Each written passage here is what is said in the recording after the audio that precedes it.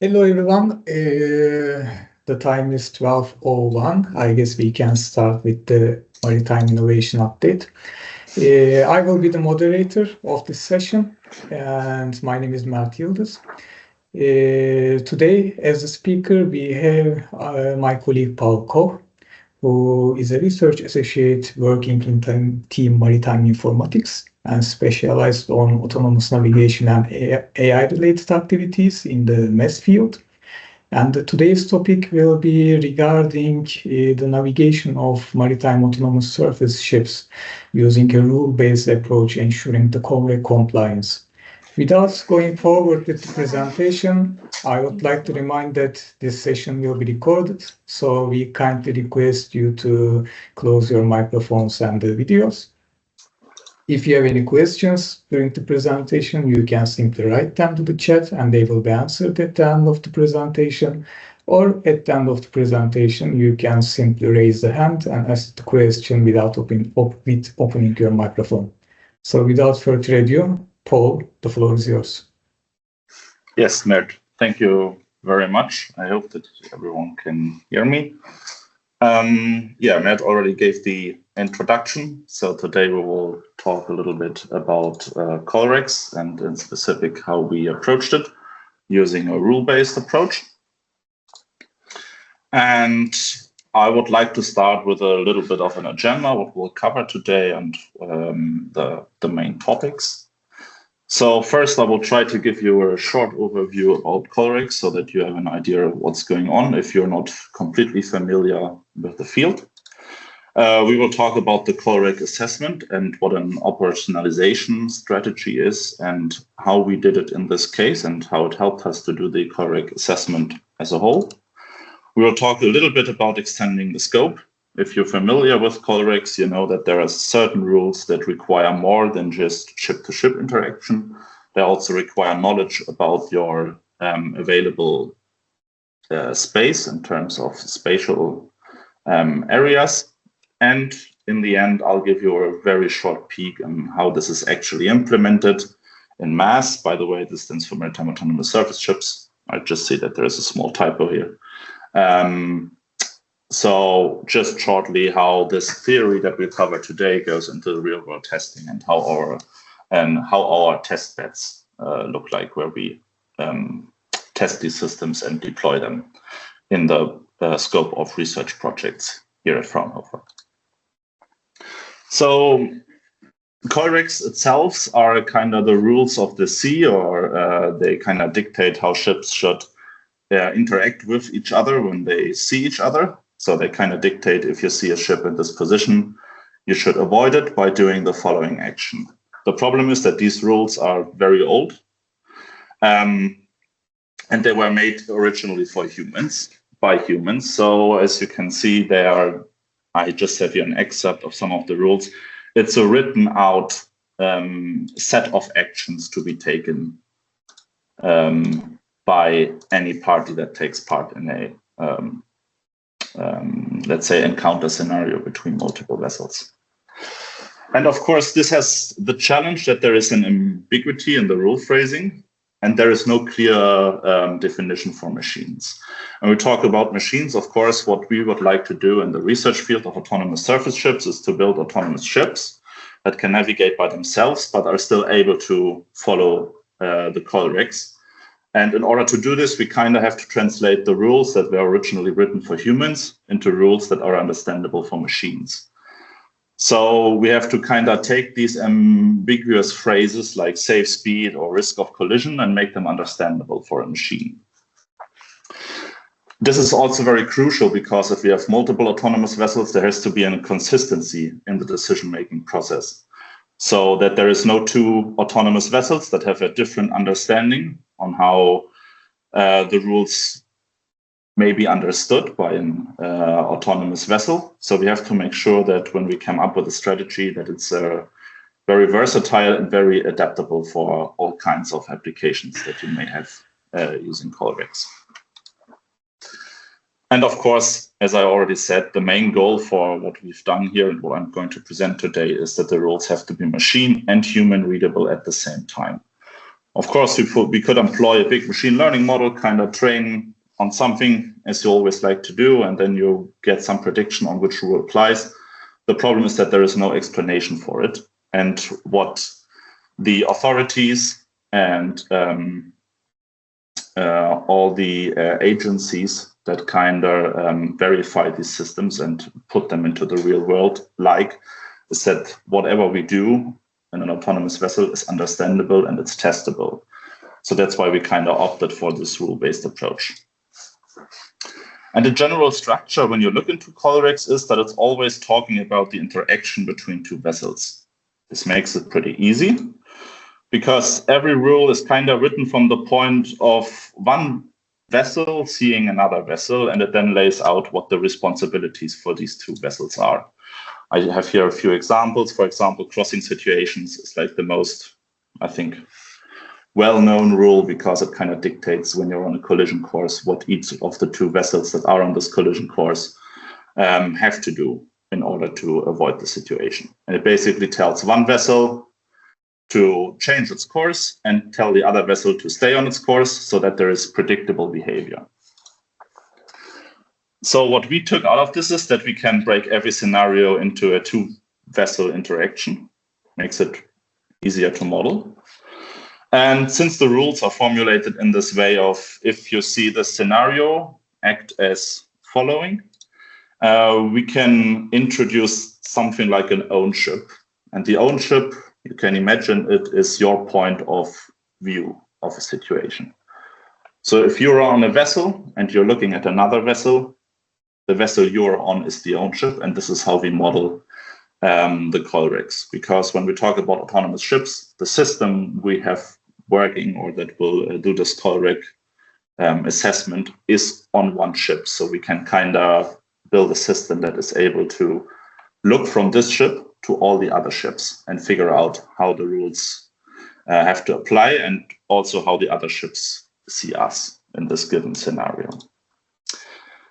Of course, the process itself is potentially very complex.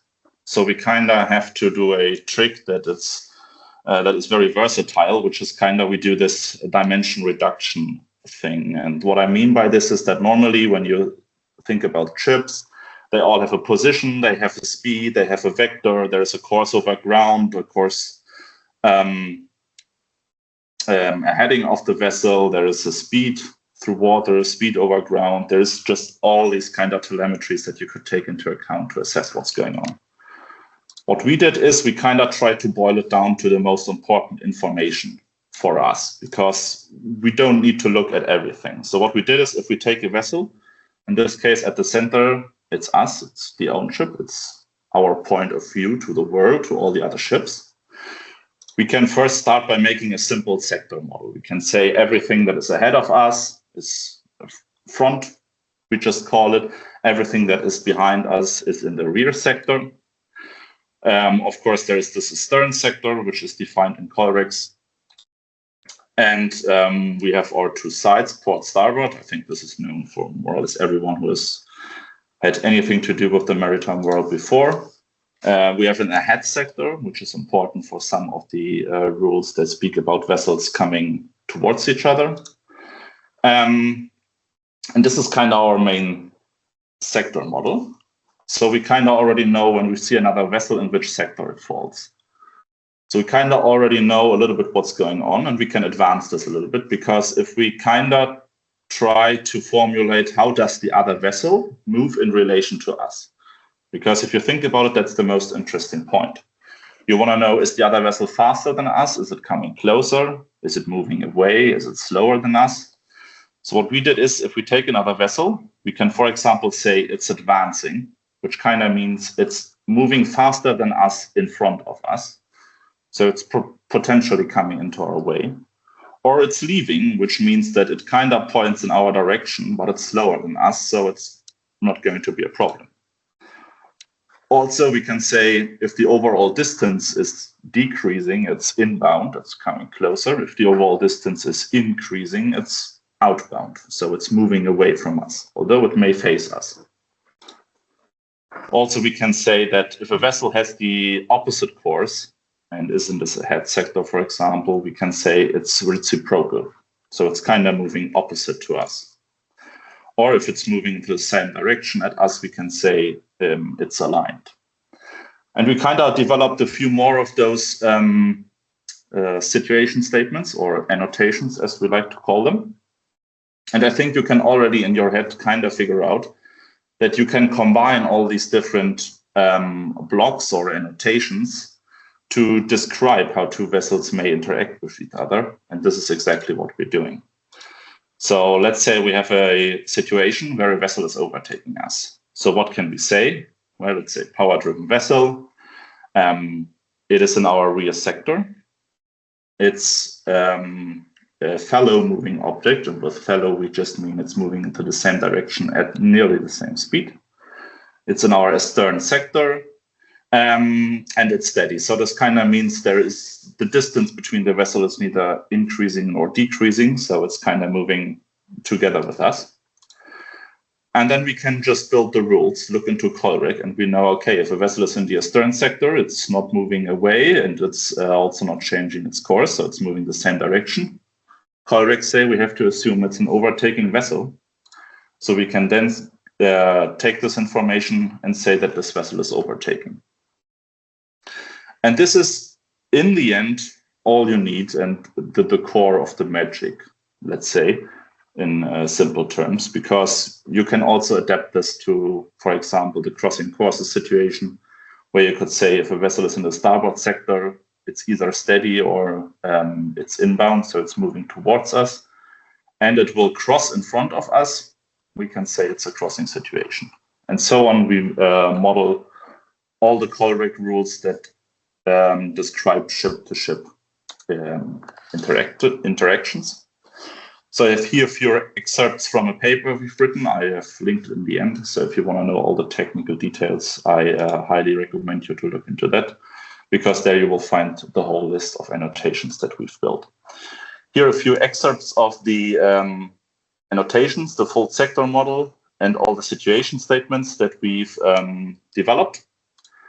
And this, and I just put this here for reference, gives us the whole list of motions and status and passage formulations that we can come up with.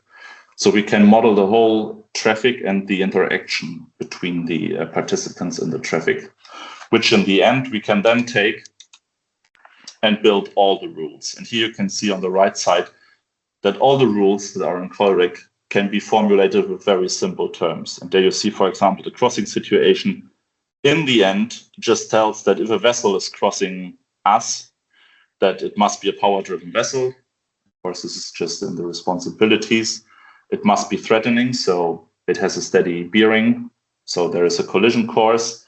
It's starboard of us, and of course, it's not an overtaking vessel. This is just a small exemption that we have to take into account here, and then we already know it's a crossing situation. But you see that formulating the crossing situation itself is just combining a few of those annotations together, in this case using simple Boolean algebra, and we can assess more or less already all of the COLREG rules without using a very complicated or sophisticated machine learning approach or other technologies, which may be very hard to understand and which are very hard to verify. This is very easy to verify. We, for example, talked with the BSH already, or we kind of in exchange with them, and it makes much easier to kind of test this approach because they can look at the rules and can find corner cases which we may have not seen, or they can say that, okay, all the edge cases are covered. The other part to COLREG, which I mentioned in the beginning, is that there are certain rules, and in particular, I'm talking about Rule 9 and 10 here, which talk about narrow channels and traffic separation schemes, that need more knowledge because they describe how a vessel should move within a spatial feature. So traffic separation scheme is just something marked on a chart, which dictates how a vessel should move. It looks a little bit like this, and it has it's described by a lot of objects. So normally when you navigate, you're using these electronic navigational charts. There are different formats for it. In this case, it's a so-called S57 data format that was used to render this chart. And of course, we can extract all this geometry, but it's very complicated, let's say. There's a lot of small geometry because the main purpose of these charts are just to be displayed to the navigator, not to be used for autonomous vessels. So we had to come up with a fairly simple approach on making this understandable and still take it or make it operationalizable. No, that's not the right word, but you know hopefully what I mean, so that we can formalize it. And what I mean by that is that when we have such a traffic separation scheme, here's a very simple illustration. You can see the two lanes, which kind of are marked by the arrows, which tell that vessels moving in those lanes have to follow this direction of the arrow that you see marked there.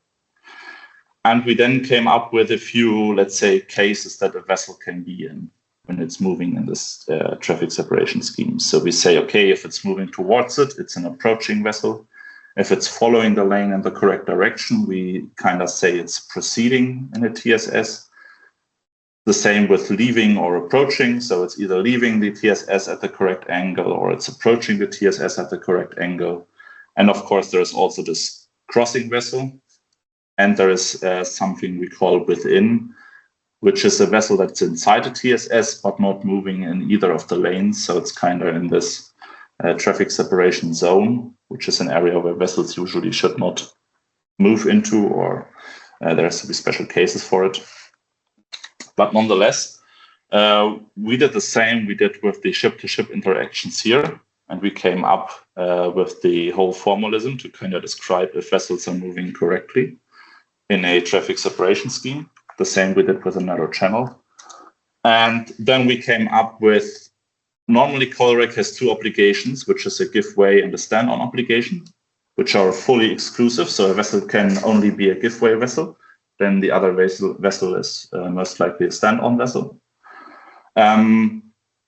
Or you can be a give way vessel and the other vessel can be a give way vessel, but it's usually not the case that for a two vessel scenario, you can be both. It's a little bit different with the new application we developed for the Rule 9 and 10 case, which is something we called not to impede, which is normally a bit earlier because the COLREGs say that if you're moving towards traffic separation scheme, you shouldn't impede the traffic that's within. So an autonomous ship, of course, also has to kind of adhere to this. So it will know pretty early that it shouldn't impede the traffic separation scheme. And then, of course, depending on pathfinding and other factors, we then have to decide if we want to join the TSS, cross it. And then, of course, all the other obligations will apply. But this is something for, let's say, further talks when we really go, or when we would really go into detail on how this is applied on an autonomous surface ship. Just for the sake of time, I just want to give you a short example on how this is like used in a system. So in our case, it can be broken down into a very simple 3-step process on board the systems that we have deployed so far. So we have something for the vessel tracking. So we kind of say this is our tool for the situational awareness. Every object is in there. So every ship is in there, and we can look at any ship-to-ship interaction. So this gives us, like, we know where the own ship is, most likely the ship the system is deployed on, and all the other ships we just call targets. Then we have the COLREG assessment, so we can just run the algorithm that I just talked about, apply the rule base on all the ships and the movements. And then we can come up with an annotation, which we then put to each of the ships and to our own. And then we know how we have to act and can give this, for example, as input to our path planning or our trajectory planning to make the autonomous ship behave as it should be. So, for example, here I have an excerpt of one of the tests we did for one of our research projects. And as you can see, we have here a pretty complex scenario. And there at the center is us. It's the own ship. And you see for the other ships that we have correctly identified the corresponding obligations and the corresponding rules. For example, 2 vessels are overtaking and they're a give way, and 1 vessel is also give way because we are crossing in front of it, and it has to change its course because the rules dictate that you have to do so. And in the end, this gives us like a enhanced situational awareness. So for every object in the scene, every object around us, we can now tell how we have to behave in regards to this object, which of course in the end is the most essential input to make a autonomous vessel navigate properly in the real world and navigate, let's say, predictably for other navigators, which may expect there to be a human on board and fully expect the vessel, of course, to navigate according to COLREGs. Just as a, let's say, last point, where do we actually test these systems? Because it's a question we get fairly often that like, okay, we have nice concept, we write papers out of it, but have we actually tested it? And here is just a, let's say, a short hint towards on the left side, we have simulators at our facilities in Hamburg at Fraunhofer CML, where we, of course, test the systems, deploy them into a real worldy environment. And the rule base I presented here today was also tested in the B0 project, where we kind of build a watch-free bridge, so a pre-step to an autonomous navigation solution. And we deployed the system on a real container ship. So Bernhard Schulte Ship Management was, let's say, kind enough to give us access to a ship that is like traveling the world, and we could test the system on, integrated with the sensors on board. And this is also where I, one slide ago, showed you this complex scenario. This was actually one of the tests we performed, was on board this vessel, maybe just as a short, let's say, overview that the system has actually been tested and has also been tested in the real world. Yeah, that's more or less all I want to present to you today. Of course, I could barely scrape the surface. I hope I could give you a little bit of an understanding what the general idea and what our general methodology is. We have written 2 papers about it, which you can look up. They're both published in the meantime already. So even the second paper that covers the TSS integration was published yesterday. So you can look into there and you can read up on all the technical details. This is now kind of the point in the presentation where we switch to the question section. So you can either write in the chat your question, and I hope that Mert will monitor it and pick up on those. In the meantime, of course, I can already say thank you for all your attention and being here today, and I can already give you a peek on the next MIU next week. So yeah, the floor is open for any questions, and yeah. Thank you very much, Paul, for this interesting presentation. While we are waiting for questions from the audience, I would like to ask one question myself, actually. And you said you are progressively trying to implement more of the COLREGs into this rule-based approach. And what I want to ask, what else is missing to implement all of the COLREGs in such a system, and would this require additional sensors as well? Yes, there are a few rules. For example, there's Rule 12 regarding like sailing vessels and the interaction between sailing vessels. Of course, this is not our primary target, but you would need kind of a visual reference for that.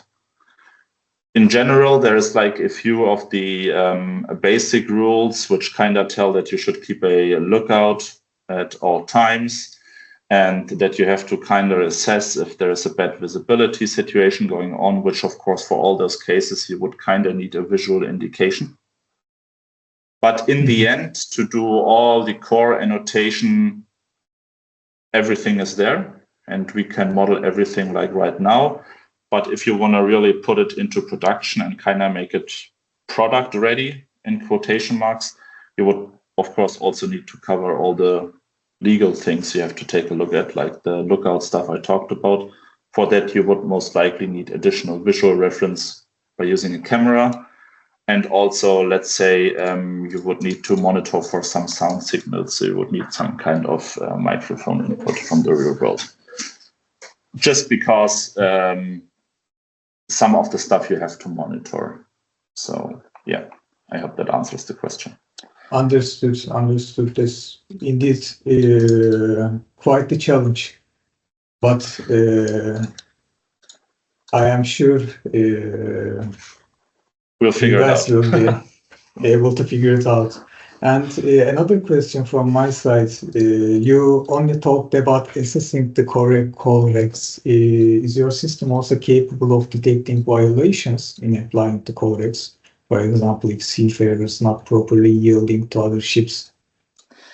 Of course, this would be like the compliance part to it.